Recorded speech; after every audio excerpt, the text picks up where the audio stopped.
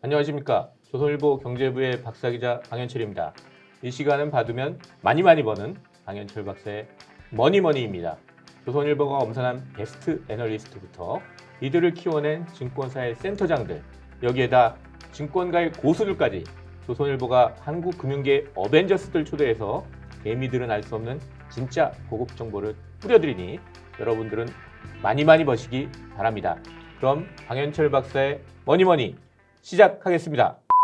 자, 오늘은 신한금융투자에서 기업분석부에서 금융팀장을 맡고 계신 김수현 애널리스트를 모셨습니다. 예. 김수현 애널리스트 모신 이유는요. 저희 조선일보하고 금융정보업체 FN가이드가 공동 주관하는 베스트 애널리스트 평가에서 김수현 애널리스트가 3년 연속 베스트 애널리스트로 선정됐기 때문에 이 자리에 모셨습니다. 네, 안녕하세요. 예, 안녕하세요. 신한금융투자 리서치센터의 김수현입니다.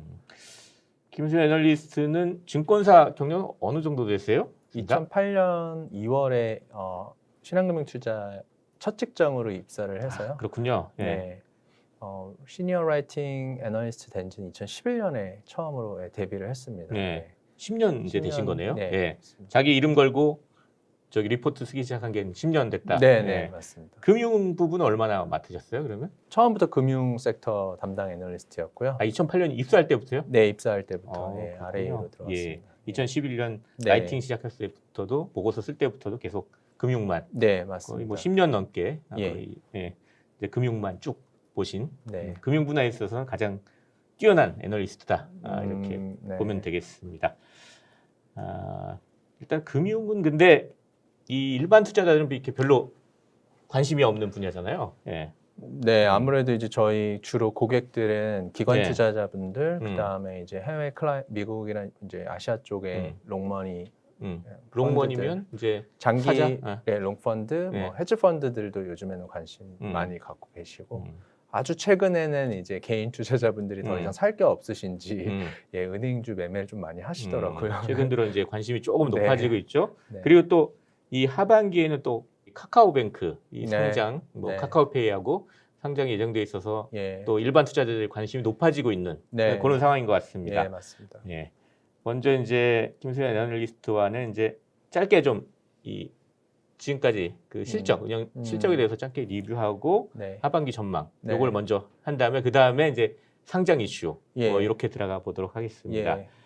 저 은행하고 금융지주들 상반기 실적 아직 지금 1분기 실적밖에 안 나왔죠. 1분기밖에 안 예. 나왔죠. 좀 네. 리뷰를 조금 해주시죠. 어떤 네, 건지.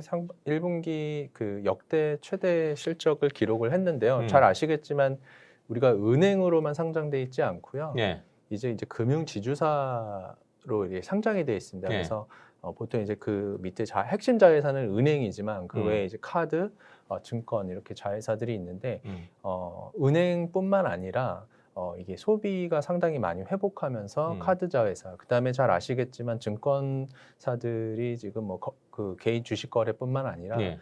여러 가지 IB 딜이나 PI 쪽에서 실적이 굉장히 좋으면서 금융지주사 전체적으로 실적이 상당히 좋았습니다. 네. IBD를 하면 M&A 같은 거 중개하는 거, 뭐 인수합병, 예, 그런 것도 하고, 있고 IPO 시장이 기업 특히 좋았고요. 공개도 예, 기업 하고요. 공개도 네. 있고요. 그다음에 부동산 PF도 여전히 많이 진행이 되고 있고요. 네, 그래서 그리고 또 한 가지 아까 네. 말씀하셨던 게 이제 카드 쪽에서의 자회사들도 상당히 실적이 좋았고 은행 같은 경우는 예.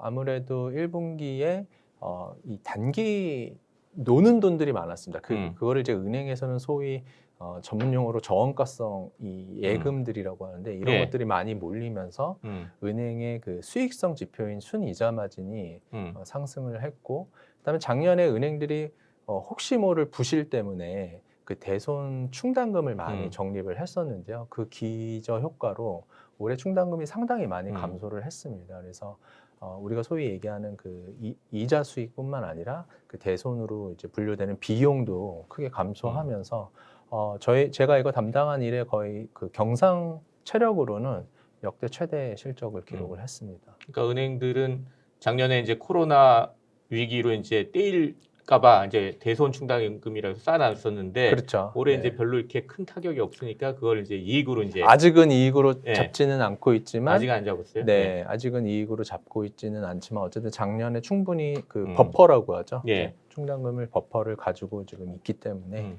관련 비용이 상당히 적게 들어가는 그런 음. 상황이죠. 그런 것도 하나 이익이 좀 네. 늘어난 것이 하나의 그리고 요인이다. 사실 주식 네. 투자 많이 하시고 뭐 하니까 대출 수요도 상당히 높습니다. 그래서 은행의 그 대출 성장도 연환산으로 계산해 보면은 한 8에서 10% 정도 굉장히 높은 성장이 또 지금 나오고 있거든요. 예. 물론 1분기가 대략 한 2% 전분기 대비로는 증가를 했습니다. 그래서 모든 부문에서 은행이 실적이 좋았고 그 외에 자회사들도 실적이 상당히 좋았다 이렇게 보시면 될 것 같습니다. 그 전반적으로 금융 산업 자체가 실적이 상당히 좋았다. 네, 1분기에. 맞습니다. 그럼 하반기는 어떻게 좀 전망을 하세요? 이제 과거 좀 사례랑 좀 비교를 해서 좀 말씀해 네, 주실 저희가 텐데. 예. 원래 실적이 나오고 어떤 생각을 했었냐면 1분기가 올해 분기로 보면 가장 피크일 거다 네. 이렇게 생각을 처음엔 했었습니다. 네. 근데 최근에 여러 가지 이제 금리 상황뿐만 아니라 저희가 이제 필드 테스트 같은 거를 해보면 2분기도 상당히 실적이 좋을 걸로 보고 있고 예. 하반기 가서도 사실은 실적이 그렇게 나쁠 이유는 없어 보입니다. 예, 다만 이제 주가 측면에서는 좀 여러 가지 변수들이 좀 작용을 예. 할 수 있고 뒤에서 설명드리겠지만 그 금융안정 프로그램이라는 게 이제 9월 말에 종료가 됩니다. 작년에 어려우신 그 자영업자분들에 대해서 만기 연장이라던가 이자 상환 유예를 이제 했었거든요. 네. 이제 이런 것들이 올해 9월 말이면 이제 끝납니다. 그래서 그때 과연 어떤 일들이 일어날지에 대해서는 좀 알긴 좀 어렵기 때문에 예, 그게 이제 약간의 변수일 예. 수 있죠. 리스크 예. 요인도 좀 있는 거군요. 네. 예.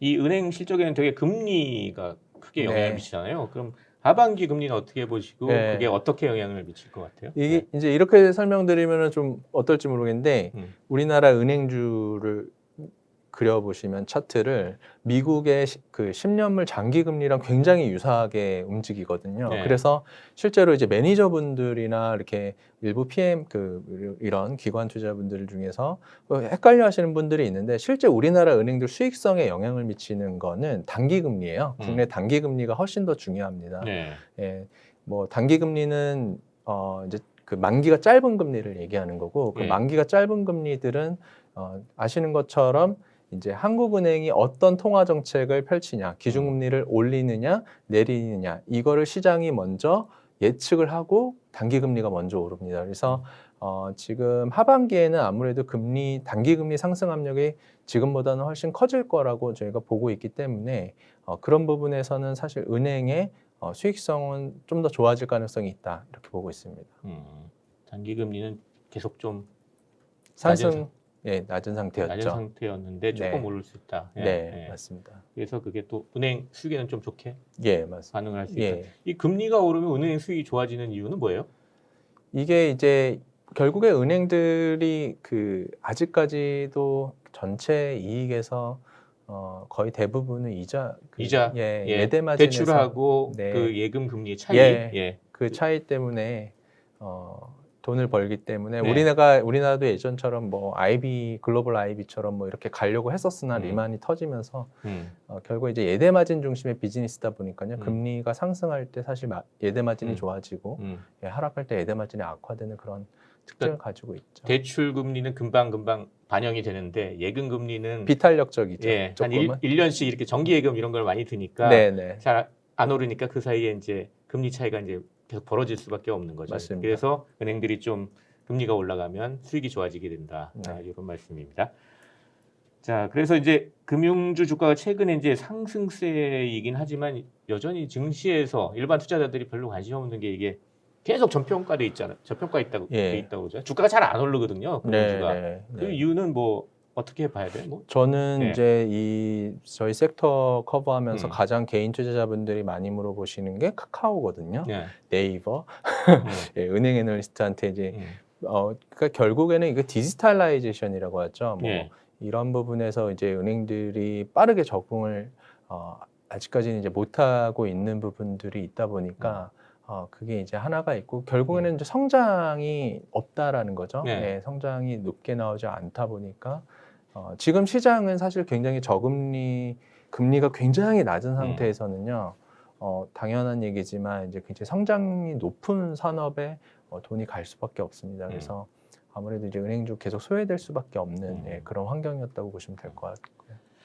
성장이 없는 저기 산업의 경우에는 배당을 좀 이렇게 기대를 하잖아요. 투자자들이. 네. 근데 지금 이 은행 같은 경우에는 지금 금융지도 그렇지만 금융당국이 지금 배당을 규제하고 있단 말이에요. 순이익의 네. 20%까지. 근데 이게 일단 6월 말까지 이렇게 네. 되는데 이 배당 규제의 영향하고 이게 풀리면 또 어떤 또 시장에 영향이 있을지 그건 어떻게 보세요? 네, 대부분 이제 우리나라 은행주를 보면요, 그 지분율이 거의 한 70% 가까이가 외국인들입니다. 그리고 이 외국인들이랑 이제 투자자들이랑 얘기를 해보면 예. 가장 중요하게 생각하는 부분들이 주주 환원입니다. 그러니까 주주들한테 얼마만큼 배당으로 돌려주느냐. 이걸 굉장히 중요하게 생각하는데 예. 지금 정부 그 금융감독원에서 자본관리 권고안이라고 해서 6월 말까지 한시적으로 예. 배당 성향을 20%로 지금 낮춰놓은 상태입니다. 저희는 그 6월 말 이후로는 이 자본관리 권고안이 해소될 거라고 보고 있고 이미 주가는 그 전에 이런 부분들을 상당히 반영을 해서 오를 거라고 보고 있습니다. 배당 네. 성향은 상당 부분 예년 수준으로 회복을 할 수 있다라고 저희가 예년 이제 수준이면 한 24% 24 정도? 예, 네. 뭐 23에서 24% 지금보다 혹은 조금은 25%까지 뭐 일부 은행은 25%까지 예. 갈 수 있다고 이제 보고 있습니다. 지금보다 조금 더 배당을 더 늘릴 것으로 보이고 그렇게 되면 이제 투자자들이 이제 그 주주 환원 정책이 좋아지니까 더 네. 돈이 들어올 거고 그러면 주가가 올라갈 가능성이 높다. 네, 그리고 예. 주주환원이 이게 전체적으로 보면요, 주주환원이 배당이 있고요. 그다음에 이렇게 거래되는 주식을 은행이 시장에서 삽니다. 네. 자사주 매입이라고 하는데요. 그러면은 소액 주주들한테 돌아가는 배당이 더 늘어나고 주가도 사실 방어가 되죠. 그래서 자사주 매입도 아마 병행해서 할 수 있는 은행들이 있다라고 이렇게 보고 있습니다. 예. 네. 그런 것들은 아무래도 좀 주가에 좀 긍정적으로 미칠 가능성이 높다. 예, 그렇게 예. 보고 있습니다. 이거 말고도 이제 사실 금융은 규제 산업이라고 그러잖아요. 네, 그러다 네. 보니까 아까 잠시 좀 얘기하긴 했는데 대출 규제도 있고 카드사들이 사실 소비가 좋아가지고 얘기 들었다고 했지만 카드사 수수료는 계속 낮추려는 게 이제 예. 금융 규제의 가장 핵심적인 또 정책인데 이런 것 때문에 이제 이 전체 금융 지주사의 이익이 좀 영향을 받잖아요. 네. 이게 영향이 얼마 정도고 이 앞으로 어떻게 될 것인가 네. 좀 말씀을 해주시죠. 먼저 네. 대출 규제 특히 이제 가계 대출이죠. 우리가 이제 네. 개인 가게들, 개인분들이 뭐 주택담보대출이라든가 신용대출을 많이 좀 과도하게 이제 수요가 많다 보니까 이걸 이제 억제하려는 정책들이 이제 일부 있는데 이미 은행의 그 실적에는 상당 부분 이런 부분들이 이제 선반영이 되어 있습니다. 네. 그리고 이런 규제들이 거의 뭐 기억이 안 날 정도로 굉장히 많은 가계대출 관련 규제들이 나왔었기 때문에 그 성장률이 조금 낮아지는 거에 대해서는 저희는 크게 우려는 하고 있지 않고 오히려 성장률이 낮아지면서 마진이 좀 좋아질 수 있는 예. 부분들이 있거든요. 근데 이제 저희가 이제 걱정하는 거는 이제 그 카드사 가맹점 수수료 네. 관련된 규제 여부가 추가 인하죠. 가맹점 수수료 추가 인하 여부가 올해 말에 이제 결정이 됩니다. 그래서 이런 부분들은 사실 조금 부담이죠. 그리고 최고금리 인하, 카드사들이 사실은 우리가 피 베이스, 그러니까 수수료 베이스로 돈을 버는 것 같지만 실제로는 굉장히 이자 수익에 대한 네. 의존도가 높습니다. 고금리 예. 대출하면서 좀 예. 많이 수익을 올리겠죠. 예, 카드사들이. 그러다 보니까 최고금리 인하에 대한 그 부분도 충분히 이제 영향을 좀 받고 있는. 네, 최근 정치권에서 상당히 최고금리 인하 얘기가 많이 나오는 것 네, 같아요. 그렇죠. 네. 그래서 오히려 이제 그런 그 카드 쪽에 좀 규제에 대해서는 좀 더 면밀히 좀 봐야 되지 않을까 이렇게 보고 있습니다. 카드사에 대한 규제는 조금 수익을 낮추는 쪽으로 갈 가능성이 높아 보이고 부동산 대출 규제는 어떤 규모를 이제 막는 거니까 규모가 늘어나는 네. 걸. 그럼에도 불구하고 마진은 또 늘어날 수 있기 때문에 그거는 그렇죠. 뭐 두 가지 방향으로 다 볼 수 있다. 네. 이렇게 좀 정리를 하면 되겠네요. 네. 예. 그럼 이제 기존 이런 금융사들 이 금융주 투자는 어떻게 해야 되나 요걸 한번 좀 알아보려고 하는데요. 제가 옛날에 이 좀 안 좋은 경험이 은행주 네. 옛날에 네. IMF 직전에 샀다가 그때 산 거는 아마 대학생 때인가 그런데 은행주는 안정적이다, 망하지 않는다. 네. 그래서 샀어요. 근데 웬걸 결국 상장 폐지돼서 그냥 휴지 조각이 됐거든요. 네. 그래서 그냥 이 은행주라는 걸 아무거나 좀 사도 되는 건지 예. 아니면은 아까 말씀드린 배당을 노리고 사는 게 맞는 건지 네. 어떤 개인 투자자들은 어떤 식으로 투자를 하는 게 맞아요? 이 금융주는? 제가 이제 말을 좀 조심히 해야 되는데 네. 여기서는 예. 일단 가장 고급 큰 정보를 주세요. 구독, 좋아요. 아니요 고급 정보를 할 건 없습니다. 예. 가장 큰 예. 수익을 낼 수 있는 거는 예. 이렇게 그 어떤 은행의 위기가 이제 발생을 했을 때 예. 그때 이제 퍼스트 티어라고 하죠. 그러니까 1등 은행주를 굉장히 망하기 직전 가격에 사는 게 가장 큰 수익을 낼 수 있거든요. 예. 그러니까 그 소위 이제 망하기 직전에 사야 예. 된다. 예. 이제 이런 방법이 이제 하나가 있을 예. 거고요. 조금 현실적으로는 음. 은행주를 내가 투자를 해서 예. 2년, 3년 장기 투자한다. 이거 굉장히 말이 안 되는 거죠. 그렇게 말씀드리면 아마 욕하실 텐데 다들. 그 결국에는 이제 연말에 그 배당 수익을 노리고 한 11월이나 12월 정도에 예. 이 배당 수익률이 보통 이제 한 4% 정도가 네. 나오니까요. 은행주는 배당 수익이 네, 꽤 높아요. 네, 그래서 이제 그때 매매를 잘 하시는 게 하나의 현실적인 방법인데 다만 예. 배당 락이라고 해서 이제 주주병법회사의 기간이 끝나면 그때 이제 배당 수익률만큼 주가가 하락을 하는 경우가 예, 있습니다. 주가를 마지막에. 낮추죠. 예, 예. 그래서 요거는 엑시 타이밍, 그러니까 산 다음에 그 매도 타이밍을 잘 잡으셔야 되는 방법이 있고 또 하나는 내가 이제 이거는 뭐 농담 반 진담 반인데요. 예.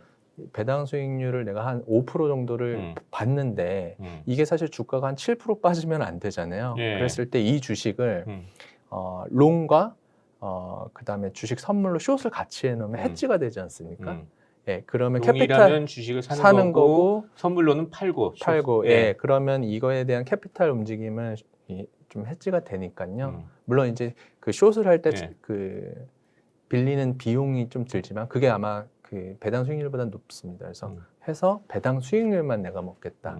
예, 이거는 사실 뭐 개인 투자자들이 이렇게까지 하시는지는 상당히 어려운 좀 투자 어려울 방법인 것 같아요. 예. 예, 그렇습니다. 기본적으로 배당을 좀 노리고 그걸 잘 봐가지고 딱 판다. 네, 이게 가장 기본적인 어떤 예, 수 요즘에는 있겠네요. 어떤 식으로 하시냐면요. 실적 시즌 직전에 문의들을 많이 하십니다. 예. 이게 학습 효과가 생겨갖고요. 예.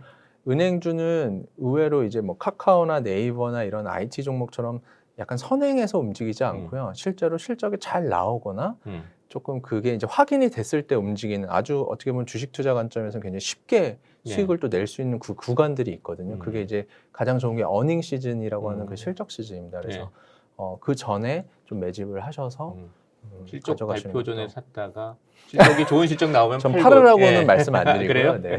뉴스에 팔아라 그러잖아요. 네. 예. 팔아라는 제가 얘기한 걸로 하겠습니다. 네. 자, 그러면 하반기에 주목해서 봐야 할 금융주는 어떤 게 있을까요? 뭐 다 큰 대형주들은 뭐 그렇게 재미가 없을 것 같고. 이제 차트상으로 이렇게 보면은 가장 그래도 좀 요즘에는 대장주가 은행 섹터에서는 이제 KB금융, 하나금융지주 이 두 회사가 가장 많이 주가가 올랐고요. 실제로도 우리가 전고점이라고 하는 2017년 그 주가 레벨까지 그 두 회사는 거의 다 가 있습니다. 근데 이제 상대적으로 대형은행 중에서는 이제 신한지주랑 우리금융지주가 여전히 그 코로나 그 직전의 주가를 아직 회복을 못하고 있는 상황이고 은행주는 특성이 결국에는 시차를 두고 결국 똑같이 같은 방향으로 가거든요. 그래서 최근에 이제 우리금융지주가 저희가 탑픽이었는데 지금 조금씩 갭을 메꾸고 있습니다. 그래서 저희는 하반기에는 조금 이제 그런 상대적으로 조금 덜 오른 대형은행들 를 위주로 좀 관심 있게 보시면 좋을 것 같습니다. 덜 오른 대형 주들을 좀 주목하라. 예, 하반기에는. 예. 예. 알겠습니다. 근데 하반기에 아까 모두에도 얘기했지만 좀 이 투자자들이 관심을 주는 정말 큰 이벤트잖아요. 이거는 최근 금융주에서 이런 이벤트는 없었던 것 같은데 카카오페이하고 카카오뱅크의 순차적 상장이 지금 예정돼 있어요. 이게 상당히 관심이 많은데 왜냐하면 오랜만에 보는 금융주 상장에다가 또 핀테크 대표 기업이다. 관심이 많은데 이 얘기를 좀 해보겠습니다.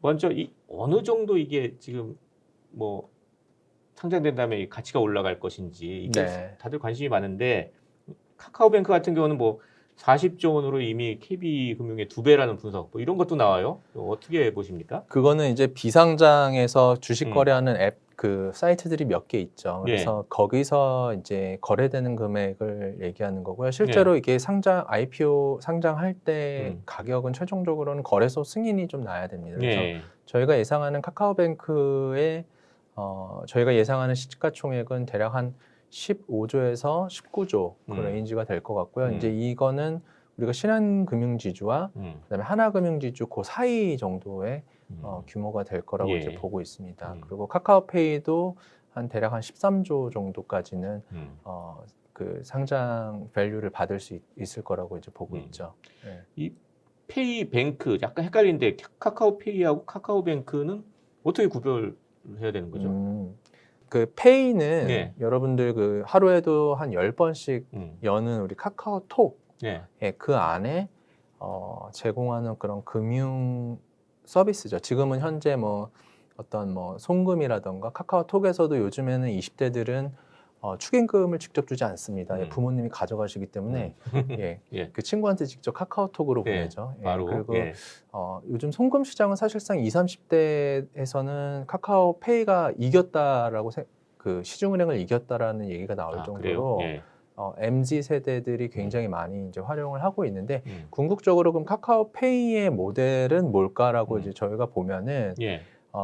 이 마이데이터라는 그 비즈니스 모델입니다. 네. 이 카카오톡 안에 그 페이지를 가보시면은 이 금융뿐만 아니라 뭐 온라인 쇼핑, 저희가 오프라인에서 결제하는 이런 예. 것들, 그러니까 생활형 서비스까지 많이 거기 있거든요. 뭐 저희가 대리운전도 부르고 하죠. 그래서 이런 생활형 정보와 금융 정보를 저희 정보를 분석을 해서 저한테 맞는 맞춤형 금융 상품을 추천하는 그런 알고리즘 방식의 그 비즈니스 모델을 가지고 있습니다. 예. 그래서 카카오페이가 궁극적으로 그 시장 규모를 그럼 어디까지 봐야 되냐라고 봤을 때 금융회사들이 지불하는 그 노동 비용들이죠. 예를 들면은 신한카드가 모직원들한테 주는 수수료 이거를 카카오페이는 가져갈 수 있겠죠. 왜냐하면은 카카오페이는 직접 카드를 만들지 않거든요. 그래서 네. 저한테 가장 잘 맞는 객관적 효용이 높은 카드 상품을 추천하고 제가 가입을 하면 그 수수료를 해당 카드사한테 수취하는 방식이죠. 그래서 예. 굉장히 예. 시장이 커질 수 있고요. 굉장히 좀 독특한 모델이 될 거라고 예. 확장성이 많은 모델이 될 거라고 보고 있습니다. 카카오뱅크는요? 예. 뱅크는 사실 일반 은행 비즈니스랑 똑같아요. 다만 그거를 365일 24시간 언제 어디서든 이 모바일에서 송금이라던가 여러 가지 대출 거래, 송금, 유통, 그다음에 대출 이런 것들을 할 수 있기 때문에 일반 은행들이 지금 하고 있는 모바일 앱과 조금 유사하다라고 이제 보고 있죠. 그러면은 지금 있는 그런 대형 은행 지주사 투자하는 거하고 카카오뱅크 투자하는 거랑 뭐가 다른 강점을 갖게 되죠? 강점은 카카오뱅크가? 지금 아마 트래픽일 거예요. 네. 그러니까 뭐 지금 뭐 대형 은행들도 이제는 뭐 창구에 가시는 것보다는 모바일에서 이제 모든 거래를 하실 텐데 네. 우리의 10년, 20년 뒤의 고객인 20대, 30대, 40대죠. MZ 세대라고 하는 이 고객들의 트래픽이 제가 추정하기로는 4대 은행은 드라마틱하게 감소하고 있을 겁니다. 반면에 20, 30대의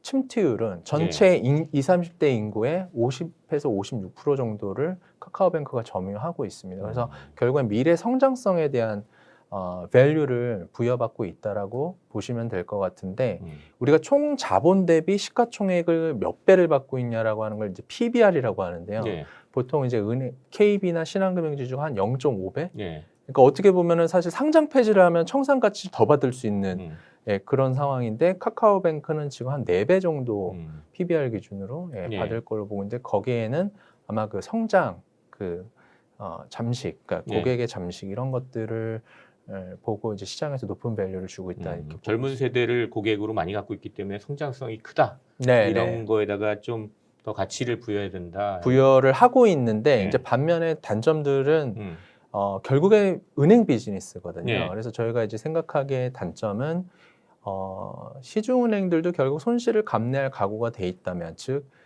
금리 경쟁인 거죠. 대출 금리를 네. 낮춰준다면 사실 카카오뱅크가 과연 어디서 경쟁력을 더 가질 수 있을까, 이제 이런 부분들이 있고, 두 번째는 은행은 결국 그 자본 대비 몇 배까지 대출을 하는 그 규제가 있습니다. 레버리지 규제라고 예. 하는데요. 카카오뱅크가 여기서 이제 더 성장을 하기 위해서는 그 자본을 계속 높여야 되는데, 예.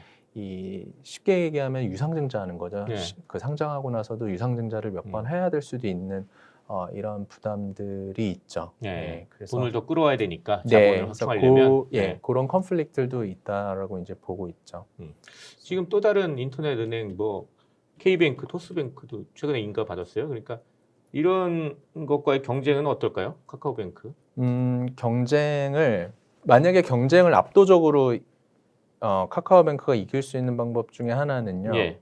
이게 좀 우스갯소리로 이제 농담 반 진담 반으로, 만약에 카카오뱅크를 쓰는 고객들한테 연체를 했을 때 그 고객들이 일시적으로 카카오톡을 금지시키는 거죠.